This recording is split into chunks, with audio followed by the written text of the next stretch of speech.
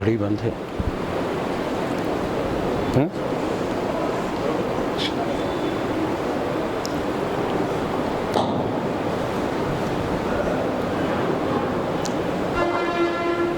السلام علیکم ورحمۃ اللہ وبرکاتہ.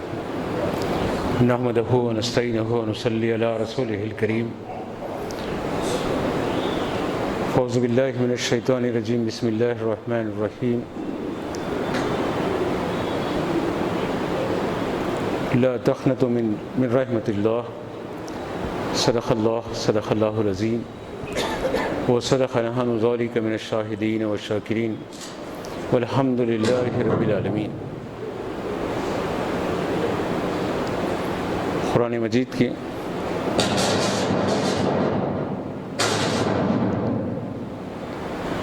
ایک معروف آیت پاک کی تلاوت کا شرف حاصل ہوا،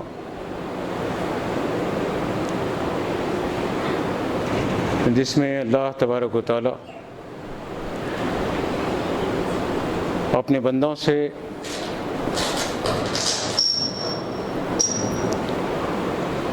اپنی رحمت کا تذکرہ کر رہا ہے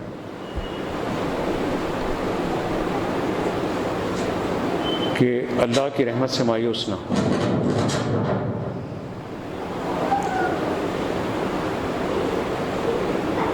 یہ قرآن مجید کا خاصہ ہے.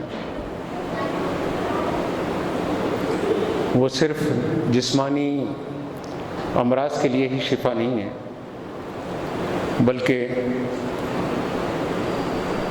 روحانی امراض کے لیے، ذہنی امراض کے لیے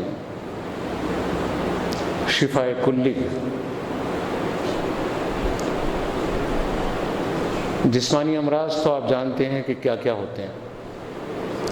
جسم جب بیمار ہوتا ہے تو کن عوارض سے اس کو دوچار ہونا پڑتا ہے. ساتھ ہی ساتھ بے شمار ذہنی امراض کا بھی شکار ہوتا ہے انسان. اور ذہنی امراض کا شکار جب انسان ہوتا ہے تو آہستہ آہستہ وہ ڈپریشن کی کیفیت میں جاتا ہے، مایوسی کی کیفیت میں جاتا ہے. اس کو دنیا کا ہر سہارا چھوڑتا ہوا نظر آتا ہے. ماں باپ کی محبت، جو بے پناہ محبت کرتے ہیں ماں باپ، پیٹ سے لے کر گود میں آنے تک، گود میں آنے سے لے کر جوان ہونے تک، بلکہ خود بوڑھے ہو کر مرنے تک بھی اپنی اولاد سے بے پناہ محبت کرتے ہیں. ان کی محبت میں کبھی کوئی کمی ہوتی ہے اولاد سے؟ نہیں ہوتا. لیکن جب انسان ذہنی مریض ہو جاتا ہے تو اس کو ماں باپ کی محبت بھی ہیچ نظر آتی ہے، چھوٹی سی نظر آتی ہے، غیر اہم نظر آتی ہے. ایسے ہی بھائی بہن ہیں. بھائی بہنوں کی محبت آپ اپنے تصور کو قریب لا کے دیکھیں. آپ کے اپنے بھائی ہوں گے، اپنی بہنیں ہوں گی، انہوں نے کتنی محبت کی ہے آپ سے، اور ان سے آپ کتنی محبت کرتے ہیں. لیکن جب انسان ذہنی مریض ہو جاتا ہے تو ان کی محبتیں بھی اس کو ہیچ نظر آتی ہیں. ایسے ہی جو خلوص و محبت کے رشتے ہیں، وہ رشتوں میں دراڑیں کیوں آتی ہے اور یہ محبتیں کم کیوں پڑتی ہیں؟ تو بنیادی سبب یہ ہے کہ اللہ کی رحمتوں کو جب بندہ اپنے پیش نظر نہیں رکھتا اور اپنے آپ کو مایوسی کے دلدل میں ڈال دیتا ہے اور اپنے میں جو کمیاں ہیں اسی کو تلاش کرنے میں مصروف رہ جاتا ہے، تو نتیجہ یہ ہوتا کہ وہ ڈپریشن کا شکار ہوتا ہے۔ اللہ نے مجھے اور آپ کو آنکھیں دی ہیں، ایک نابینا سے پوچھو کہ آنکھ کیا ہے؟ آنکھیں دی ہے اللہ نے ہم کو، کبھی اس کی نعمت کا ہم شکر ادا نہیں کرتے۔ یہ ہاتھ صحیح سلامت دیے ہیں، ان نعمتوں کا ہم کبھی شکر ادا نہیں کرتے، محسوس نہیں کرتے کہ ایک جسم کے لیے اللہ نے کتنے خادم خود ہمارے جسم میں پیدا کر دیے۔ یہ ہاتھ ہماری خدمت کے لیے ہے، یہ آنکھ ہماری خدمت کے لیے ہے، یہ کان ہماری خدمت کے لیے ہے، یہ زبان ہماری خدمت کے لیے ہے، اچھا بولتی ہے، اچھے اچھے مزے لیتی ہے نا؟ یہ جو نعمتیں اللہ نے ہم کو دی ہیں، ہم اس میں کمی محسوس کرتے ہیں، ان نعمتوں کی طرف توجہ ہی نہیں جاتی، اور جو نہیں ملا، اچھی کار نہیں ملی، اچھے پیر تو ملے نا۔ کئی لوگ ایسے ہیں جن کو پیر ہی نہیں ہے، ٹوٹ گئے ہے، اٹھا نہیں سکتے، ہے چل نہیں سکتے، ہے اپنے بوجھ کو اپنے پیروں پر سہار نہیں سکتے، لیکن فکر کس کی ہے؟ اس کے پاس اچھی کار، یہ فکر ہے۔ کیا فکر ہے؟ اس کے پاس خوب دولت، خوب دولت ہونا کمال نہیں ہے، خوب حساب بھی ہوگا، تگڑا حساب ہوگا، جتنی دولت ہوگی اتنا حساب بھی ہوگا قیامت میں۔ جتنا مل گیا ٹھیک ہے،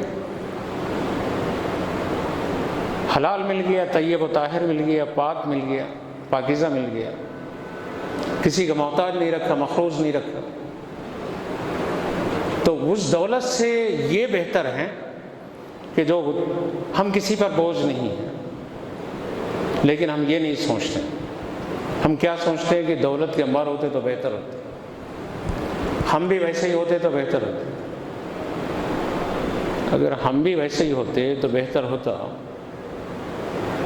تو سب ایسے ہی ہو جائیں تو دنیا کا نظام درہم برہم ہو کے رہ جاتا ہے، ایک دوسرے کی ضرورت پر کوئی ایک دوسرے کے کام نہیں آتا۔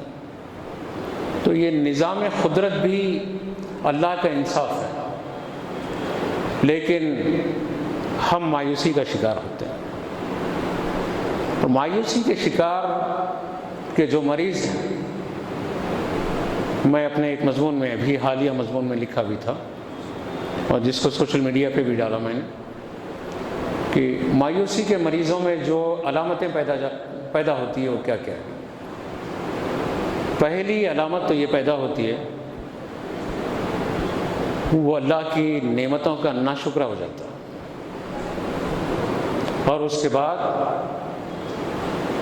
جب اللہ کی نعمتوں کا ناشکرہ ہوتا ہے تو اللہ کی رحمت سے مایوس ہو جاتا ہے۔ اللہ کی رحمت سے جب مایوس ہوتا ہے بندہ، تو یہ سب سے بڑا خطرناک مرض ہے۔ اس مرض کے بعد جو ذہنی مریض ہوتے ہیں، ذہنی مریضوں کا جو تجزیہ کیا گیا ہے ماہرین امراض نے، اس میں سب سے بنیادی سبب یہ ہے کہ وہ لوگ رات دن خودکشی کی سوچتے ہیں، مر جانا اچھا ہے، ایسی زندگی سے مر جانا اچھا ہے، ذری سی تکلیف آئی، ارے مر جانا اچھا ہے، نجات مل جاتی ہے اس سے۔ دنیا تو تکلیفوں ہی کے لیے ہے، الدنیا سجن المومن و جنت الکافر۔ آقا نے فرمایا کہ دنیا مومن کا قید خانہ ہے۔ ارے تم مومن ہو تو پھر گھبرا رہے کیوں ہو؟ یہاں سے نکلو گے نا، تو اتنی اللہ کی وسعتیں اور رحمتیں جو انسانی فکر و سوچ و سمجھ سے باہر ہے۔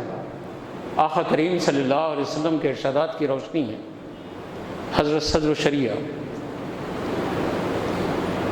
علامہ امجد علی قادری رحمۃ اللہ علیہ نے بہار شریعت کے باب العقائد میں یہ تحریر فرمایا کہ جنت کی وسعت کا یہ عالم ہوگا جو سب سے آخر میں جنت میں جائے گا، یعنی جہنم کی سزائیں کاٹ کے اپنے شامت اعمال سے جہنم میں جا کے سب کچھ کر کے اللہ کی رحمت سے جب اس کو جنت میں ڈالا جائے گا سب سے آخر میں، تو اس کو کتنی جنت دی جائے گی معلوم؟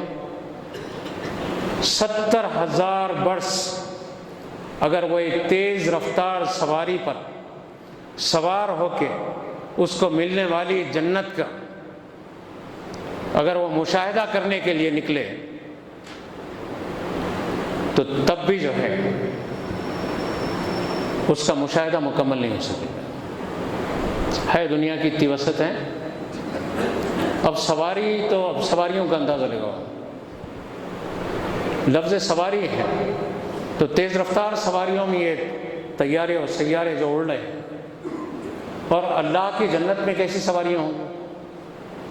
آپ کی عقل کی سواری دیکھ لو، آپ جب اپنی فکر کو، اپنے خیال کو اپنی عقل کی سواری پہ سوار کر لیتے ہیں نا، تو نتیجہ کیا ہے؟ ابھی یہاں بیٹھے ہوئے مدینہ طیبہ میں، 1 سیکنڈ میں یہاں بیٹھے ہوئے صحن کعبہ میں، کتنی تیز سواری ہے آپ کی۔ تو جب آپ کو آپ کی عقل کی اتنی تیز سواری اللہ نے عطا کی ہے تو جنتی کو جنت میں سواری کتنی تیز دیا ہوگا رفتار والے، تو مایوس کیوں ہوتے دنیا کی رحمت سے؟ تھوڑے دن کی بات، تھوڑے دن کی تکلیف ہے۔ کسی نے امیر المومنین عبدالعزیز رحمۃ اللہ علیہ سے کسی نشست میں گفتگو کی، امیر المومنین نے کہا کہ کچھ ایک بات کہہ دو جو میرے لیے کام میں آئے۔ کہنے والے نے کہا کہ امیر المومنین ایک بات کہتا ہوں، توجہ سے سنو، یہ وقت نہیں رہے گا۔ امیر المومنین نے کہا کہ کیا کمال کی بات کہی تم نے، نہ خوشی کا وقت رہے گا نہ غمی کا وقت رہے گا، یہاں تکلیف کا وقت رہے گا نہ بیماری کا وقت رہے گا، نہ بھوک کا وقت رہے گا نہ پیاس کا وقت رہے گا، نہ زندگی کا وقت رہے گا، سب وقت گزر جائے گا۔ اب صرف اگر کوئی پریشانی آئی اتنا ذہن پہ رکھ لو کہ یہ وقت نہیں رہے گا، واللہ نہیں رہے گا، وہ ختم ہو جائے گا، گزر جائے گا۔ تھوڑا سا صبر کرو، وقت کی رفتار آپ کے درمیان سے چلے جائے گی، لیکن ہو کے رہا ہے کہ صبر ختم ہو رہا ہے امت میں۔ اور یہ سوشل میڈیا کا مس یوز بہت بڑا فتنہ ہے، مس یوز بول رہا ہوں، بہت بڑا فتنہ ہے برائیوں کے لیے بھی اور بعض مایوسیوں کو پھیلانے کے لیے بھی۔ اب دیکھیے کہ میں اتنی تمید کے بعد جو عرض کرنا چاہتا ہوں، ایک لڑکی نے خودکشی کی، خودکشی کے ویڈیو کو اتنا وائرل کیا گیا، قرآن کی کسی آیت کو اتنا وائرل کیا تم نے، پوچھا جائے گا تم سے۔ اللہ کے عذاب کی آیتوں کو کبھی تم نے اتنا وائرل کیا، ڈرایا لوگوں کو، پوچھا جائے گا تم سے۔ اللہ کی نعمتوں کی آیتوں کو لوگوں تک پہنچانے میں اتنا جو ہے آپ نے مستعدی دکھائی؟ نہیں، ایک حرام کام مسلمان کو تو اس جانب سوچنا بھی نہیں چاہیے خودکشی کے لیے۔ مسلمان ہیں، خودکشی کر لی، باپ بول رہا ہے کہ مت کرو، اللہ کا واسطہ دے رہا ہے مت کرو، ہنستے ہنستے اس نے خودکشی کی۔ دماغی توازن خراب جب ہو جاتا ہے نا، کچھ بھی نہیں سمجھ میں آتا۔ وہ میری بیٹی کی طرح ہے، میں کسی کی مذمت نہیں کر رہا ہوں، لیکن سرپرستوں کی ذمہ داری کیا ہے؟ اولاد اگر ڈپریشن کا شکار ہو رہی ہے، اولاد مایوسی کا شکار ہو رہی ہے، تو سرپرستوں کی ذمہ داری کیا ہے؟ پہلے اس میں علامات دیکھیں، علامات کیا ہیں۔ خودکشی کرنے والوں کی علامتوں میں 2 علامتیں تو پہلے بتایا کہ وہ اللہ کی سب سے پہلے رحمت سے مایوس ہوتا ہے، اس کے بعد تنہائی کا شکار ہوتا ہے، تنہا ہو جاتا ہے، کسی سے ملنا نہیں چاہتا، یا نہیں تو چھڑچھڑا ہو جاتا ہے،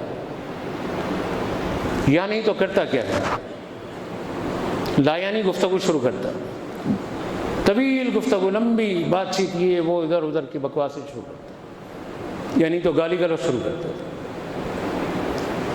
یا نہیں تو پھر راتوں میں جاگنا شروع کرتا ہے۔ آہستہ آہستہ یہ امراض اس کو ایک خطرناک مرض کی طرف لے کے جاتے ہیں، اور وہ خطرناک مرض اللہ کی رحمت سے دور کرتا جاتا ہے، اور نتیجہ کیا ہوتا ہے؟ ارے ہماری بچی، ہمارا بچہ، فلاں نے جادو کرا دیا اس کو، اچھا اب چلو ملا کو پکڑو، اور ملا جی جو ہے پیٹ پالنے کے لیے، ہاؤ آپ کی ننن نے کرا دیا ہے، یا ایک ایسی عورت ہے جو لمبی ہے، کالی ہے، اس کی آنکھ ایسی ہے، ناک ایسی ہے، کان ایسے ہیں، سب کی آنکھ ناک کان کچھ نہ کچھ رہتی ہے۔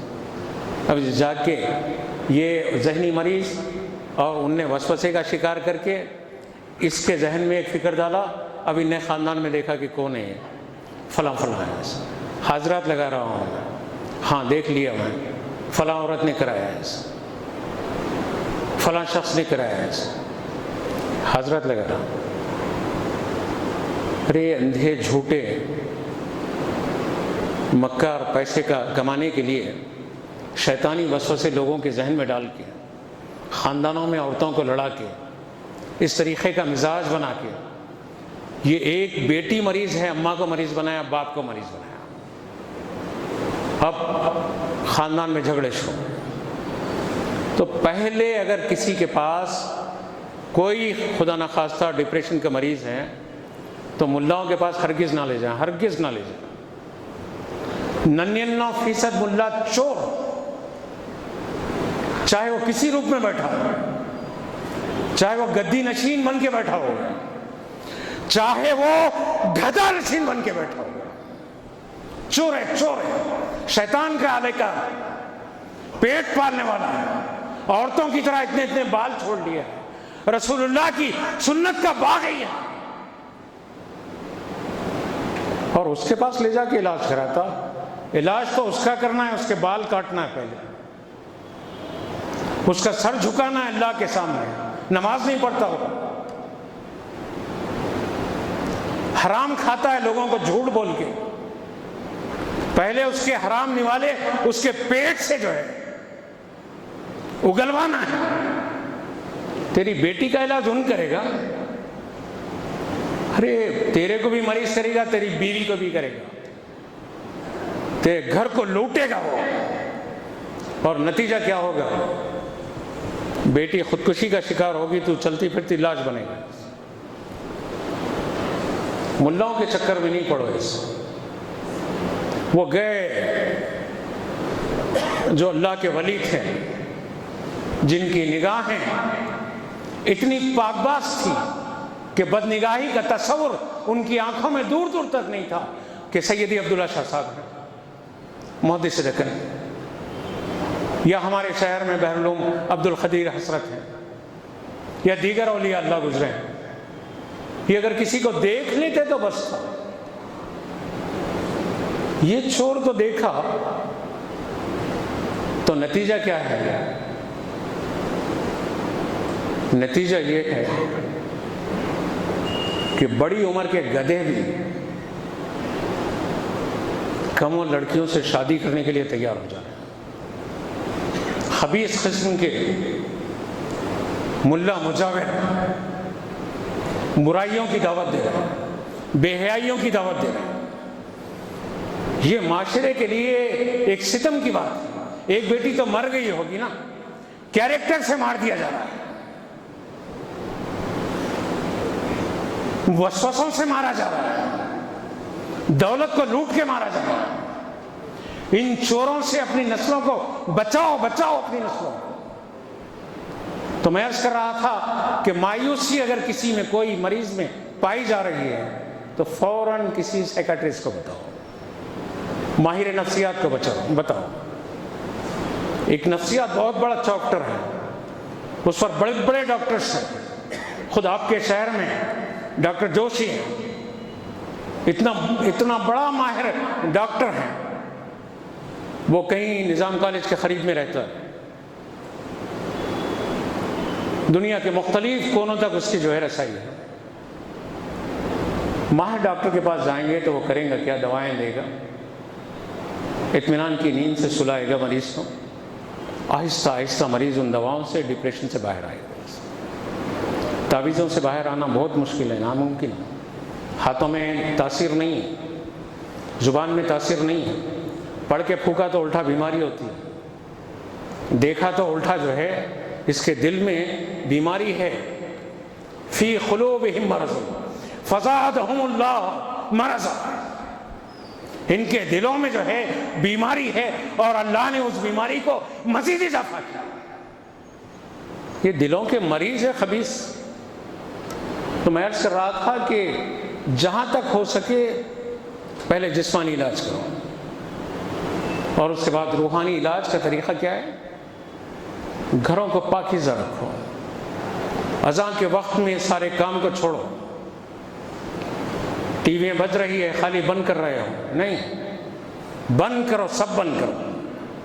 اللہ کا منادی اللہ اکبر اللہ اکبر کہہ رہا ہے،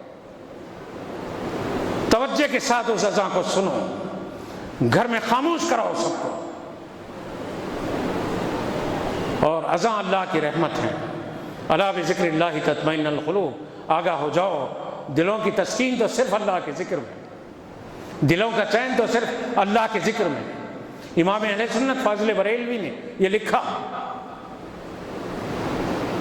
کہ جب کوئی شخص ڈپریشن کا شکار ہوتا ہے تو اس کے کان میں، دونوں کانوں میں اذان ہو، یا ایک میں اذان اور ایک میں اقامت ہو۔ کبھی کرتے ہیں؟ نہیں کرتے۔ کوئی مریض مرگی کا روڈ پہ گر کے تڑپ رہا ہے، لاؤ چپل لاؤ سنگاؤ، ارے یہ کہاں کی جہالت آ گئی؟ مرگی کے مریض کو چپل سنگاتا، لاؤ کنجیا لاؤ تھما دو اس کو، ارے کہاں سے لایا رے بھائی؟ اسلاف نے لکھا کہ مرگی ایک شیطان ہے، یہ ان بچوں پر بسا اوقات مسلط ہو جاتا ہے جن کے تولد ہونے کے بعد اذان دینے میں تاخیر کی جاتی ہے۔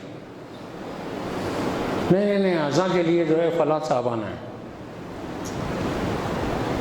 شرم کرو، تم باپ ہو نا، تم کو اپنے بیٹے کے کان میں اذان دینے کا سلیقہ بھی نہیں معلوم ہے؟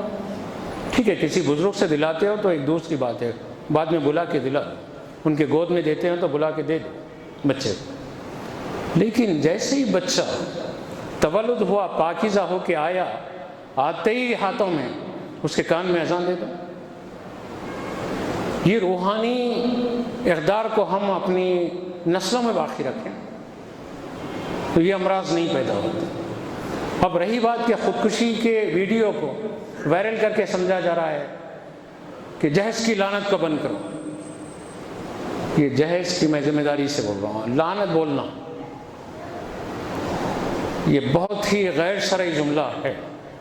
آپ بولیں گے ایک نئی بات کر رہے ہیں، جبری جہیز لعنت ہے، جہیز لعنت نہیں۔ اللہ کے رسول نے سیدہ فاطمہ کو کچھ سامان دیا، ایک باپ اپنی بیٹی کو کچھ اپنی خوشی سے دے سکتا ہے، لیکن جبری طور پر مانگنا، ظلم کر کے مانگنا، مطالبات کرنا، مول تول کرنا، اتنا دو اتنا دو، یہ بلا شبہ جو ہے لعنت ہے۔ لیکن باپ بیٹی کو کچھ دے دیا تو لعنت کیسے ہو گیا؟ مہم چل رہی ہے پورے سوشل میڈیا پر، فیس بک کی مفتی بیٹھے ہوئے ہیں، لعنت لعنت جہیزی، جب وہ جہیز کی لعنت، خالی جہیز ہی نہیں ہے میرے بھائی، خودکشی کے پیچھے ایک جہیز نہیں ہوتا ہے، ایک باپ تو کچھ نہ کچھ دیتا ہے، غریب سے غریب باپ بھی کچھ نہ کچھ اپنی اولاد کو دیتا ہے، اپنی اوقات کے مطابق رہ کے وہ دیتا ہی دیتا ہے۔ اگر کمینے کچھ مانگ کے زبردستی زیادتی کرتے ہیں، مزید مانگتے ہیں، مزید مطالبہ کرتے ہیں، تو ایک وہ دوسرا موضوع ہے، لیکن وہ تو دیتا ہے۔ لے جاتے وقت تو بیٹی کو بھانگڑے ڈال کے لے جاتے ہیں نا، خوب باجے بجا کے لے جاتے ہیں، خوب ناچ کے لے جاتے ہیں، لیکن لے جانے کے بعد کیا کرتے ہیں؟ مار سے زیادہ، ہاتھ کی مار سے زیادہ گھر میں بیٹھی ہوئی چنڈال عورتیں انتہائی کڑوی گفتگو سے مارتی ہے عورتوں کو، ایسی گفتگو کہ ہزاروں تلواریں اس کے سامنے ناکام ہو جاتی ہے، ویسی گفتگو سے مارتی، زبان سے مارتی۔ ارے ہمارے بیٹے کو تو فلاں کا رشتہ آ رہا تھا، قسمت پھٹ گئے تھے، تم سے کر دیے، مار ہے۔ ارے ہمارے بیٹے کے لیے تو وہ فلاں اپنی بیٹی کو دینا چاہ رہا تھا، ہم نے جو ہے تمہارے گھر کی طرف رخ کیا۔ اب نہیں معلوم کہ کیا کیا، اپنی بہو کے لیے تو اتنی سخت گفتگو، اور داماد کے لیے ساس کا رویہ اتنا پیارا، اتنا پیارا، اتنا پیارا، میرا داماد ہی ہیرا ہے، ہیرا۔ کیوں؟ اس کی بیٹی کی غلامی کرتا ہے، یہ سمجھ رہی ہے، اس کی بیٹی کے ساتھ اس کا داماد اچھا رہا تو وہ ہیرا، اور بیٹا اس کی بہو کے ساتھ اچھا رہا تو جورو کا غلام ہے، میرا بیٹا تو جورو کا غلام ہو گیا۔ یہ کیا معیار ہے؟ اسلامی معیار ہے یہ مسلمانوں کا معیار ہے؟ اس کے بعد قوم کی بیٹیاں خودکشی نہیں کرے گی تو کیا کرے گی؟ میں حوصلہ افزائی نہیں کر رہا ہوں، لیکن قاتل کون ہے؟ صرف سبب جہیزی قاتل نہیں ہے، وہ گھروں میں بیٹھی ہوئی ہیں نا خواتین، جن کی زبان میں تلواریں ہیں، وہ بھی قاتل ہے، وہ بھی، ان کی گفتگو بھی قاتل ہے۔ اللہ کے رسول کی طرز حیات، طرز زندگی کو دیکھ لو، طرز معاشرت کو دیکھ لو۔ آقا نے فرمایا سب سے بہترین شخص وہ ہے جو اپنے گھر والوں کے ساتھ بہتر رہے۔ ارے بیٹا، تیرا بیٹا بہو کے ساتھ اچھا رہا تو جورو کا غلام ہوگا، تیرا داماد تیری بیٹی کے ساتھ اچھا رہا تو وہ ہیرا ہے، ہیرا۔ اللہ کے رسول کیا فرما رہے ہیں؟ سب سے بہتر شخص وہ ہے جو اپنے گھر والوں کے ساتھ بہتر رہے، اور آقا فرما رہے ہیں میں اپنے گھر والوں کے ساتھ بہتر رہتا ہوں۔ میرے آقا سے بہتر کوئی ماں نے پیدا ہی نہیں کیا کوئی بچے کو، اور میرے آقا نے بہتری کے ساری بلندیوں کو امت کے سامنے رکھ کے بتا دیا گھر کا سکون کیسے ملتا۔ ہم کیا کر رہے ہیں؟ نہیں کر رہے۔ ام المومنین کے ساتھ ایک مرتبہ حضرت عائشہ کے ساتھ آقا دوڑ لگا رہے ہیں، امت کو بتا رہے ہیں بیوی کی دلجوئی کے لیے کبھی ان کے ساتھ آپ جائز کھیل میں بھی مصروف رہ سکتے ہیں، کبھی اسوہ حسنہ کا یہ پہلو دیکھیں۔ نہیں، بیوی بولے تو غلام، ڈرانا، کام لینا، صبح سے شام تک ایک نوکرانی رکھے تو انہیں پلٹ کے جواب دیتی، لیکن وہ بیچاری نہیں دیتی۔ کپڑے دھونا، استری کرنا، کھلانا پلانا، بچوں کو پالنا سنبھالنا، گھر کی حفاظت کرنا، انہیں گھر کی چوکیدار بھی بن جانا، سب کچھ رہنا۔ اس کے بعد صاحب بہادر باہر سے آتے ہی پھر بد کلامی، تو پھر کیا اسلامی معاشرہ ہے؟ قوم کی بیٹیاں کہاں جائیں گی؟ خالی ایک جہیز ہی نہیں، یہ برائیوں کو ختم کرو پہلے۔ گھر میں جو بیٹھی ہوئی ہے نا یہ کڑوی گفتگو کرنے والی خواتین، ان کی زبان پہ کنٹرول کرو. تو پہلے اپنی بہن بیٹیوں کو اسلامی اخلاق سکھاؤ. اللہ کے رسول صلی اللہ علیہ وسلم نے فرمایا کہ سب سے اچھا نوالا وہ ہے جو تو اپنی بیوی کے منہ میں دیتا ہے. دیتے نہیں دے, میں بات ختم کر رہا ہوں. دیتے نہیں دیتے, گالی تو دیتے, گالی دینا آتا, گالی کے ساتھ بات کرنا آتا, ڈرا کے بات کرنا آتا. اللہ کے رسول صلی اللہ علیہ وآلہ وسلم نے اپنی ازواج مطہرات کے ساتھ ایسا کیریکٹر کیا, ایسا محبت کے ساتھ معاملہ کیا. میں رات میں ہی دیکھ رہا تھا, بلکہ پوسٹ کیا اس کو, بخاری شریف کی ایک روایت میں ام المومنین حضرت صفیہ رضی اللہ تعالی عنہ آقا کریم صلی اللہ علیہ وسلم کے سفر میں ساتھ ہیں. خیبر سے آقا کریم صلی اللہ علیہ وسلم مدینہ طیبہ کی طرف آ رہے ہیں. ام المومنین حضرت صفیہ کو اونٹ پر بیٹھنا ہے,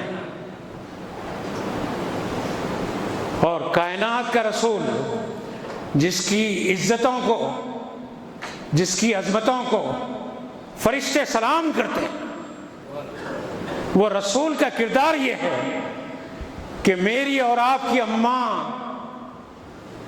حضرت صفیہ رضی اللہ تعالی عنہ کو اونٹ پر سوار کرنے کے لیے اونٹ بیٹھا ہوا ہے.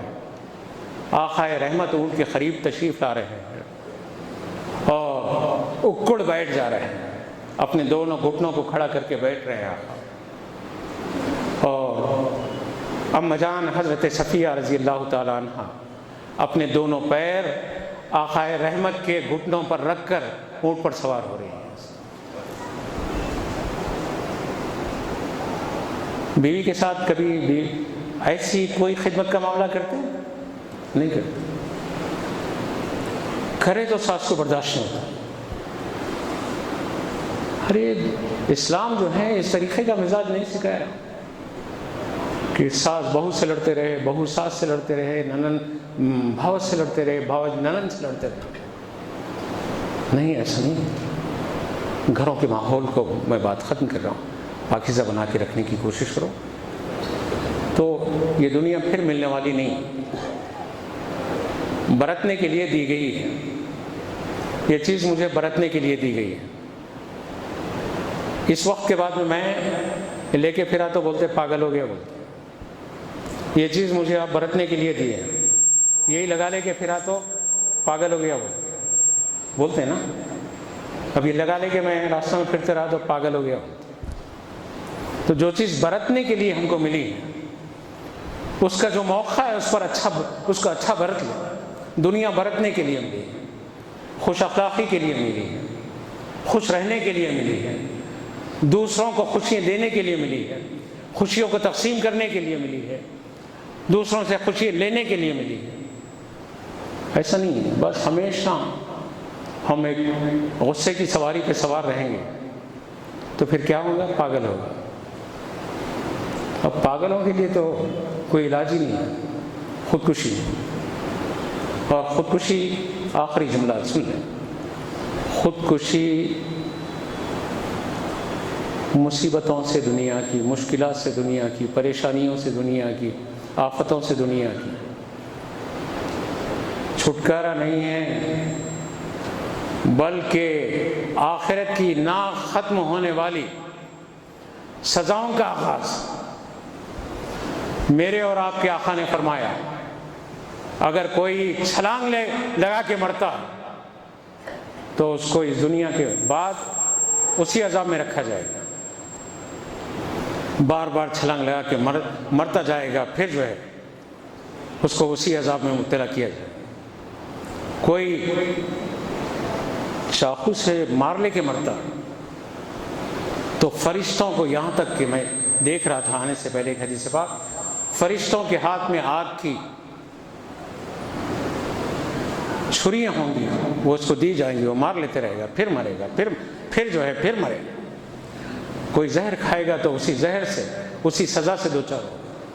کتنی تکلیف کا عذاب, وقتی عذاب, وقتی مصیبت سے چھلانگ لگانے کے لیے دائمی مصیبت کو مول لینا, یہ سمجھداری نہیں ہے. اے اللہ ہم پہ رحم فرما دے مولا. اے اللہ ہماری بیٹیوں کی حفاظت فرما, ہم سب کی بیٹیوں کی حفاظت فرما, ہم سب کے بیٹوں کی حفاظت فرما. اے اللہ ایسی موت سے ہمیں بچا دے. اے اللہ ہماری زندگی بھی بہتر بنا اور ہماری آخرت بھی بنا. اے اللہ ہم پر رحم فرما کہ مرکزی بزم رحمت عالم صلی اللہ علیہ وسلم کی طرف سے ایڈوکیٹ مجیب صاحب جو ہمارے محسن بھی ہیں, ان کا فون آیا تھا کہ قطب شاہ اسٹیڈیم میں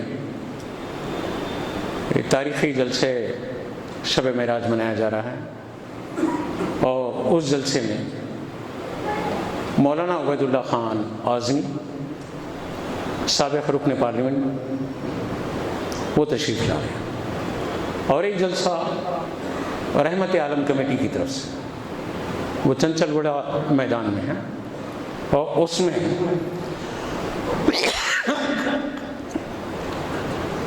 سلسلے اشرفیہ کی معروف شخصیت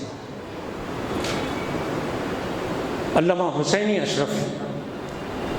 اشرفی الجیلانی وہ انگلینڈ سے تشریف لا رہے ہیں, جس کو جہاں سہولت ہے ہو جائے. اور انشاءاللہ ہماری مسجد کا جلسہ تو آپ کے درمیان میں سال میں 3 مرتبہ ہی کھل کے اطمینان سے بات کرنے کا موقع ملتا ہے, کچھ زیادہ ٹائم ملتا ہے, اور زندگی باقی رہے گی. تو ہمارا جلسہ بھی لاسٹ ایئر لاک ڈاؤن وہیں سے شروع ہوا تھا, اس لیے وہاں سے مقدس راتوں کے جلسے اور ایام کے جلسے بند ہوئے تھے. انشاءاللہ یہاں سے پھر جو ہے اس کا آغاز ہوگا. مولا تعالیٰ ان خدمات کو قبول فرما. محمد بلال ہے جائیں بیمار ہے, بچے کا نام ہے کیا بول رہے ہیں؟ بچے کا نام محمد بلال, والد کا نام محمد فجو. خالی دعا ذکر ہے, دعا کے لیے.